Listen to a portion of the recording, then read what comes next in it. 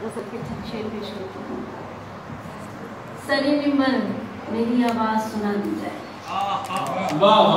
सरे मिंबर मेरी आवाज़ सुना दी जाए, हक परस्ती की कोई और सजा दी जाए। सरे मिंबर मेरी आवाज़ सुना दी जाए, हक परस्ती की कोई और सजा दी जाए।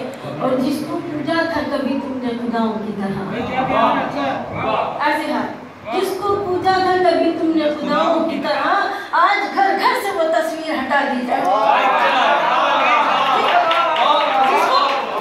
जिसको पूजा था कभी तुमने खुदाओं की तरह, आज घर घर से वो तस्वीर हटा दी जाए। और तुम मेरे साथ हो हर मोड़ पे लश्कर की तरह, तुम मेरे साथ हो हर मोड़ पे लश्कर की तरह, फिर भला कैसे ये आवाज दबा दी जाए।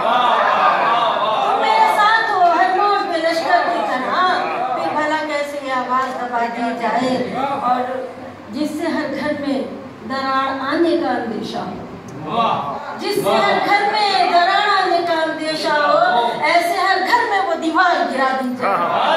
ऐसे हर घर में वो दीवार गिरा दी जाए, जिससे हर घर में दरार आने का अंदेशा हो, ऐसे हर घर में वो दीवार गिरा दी जाए।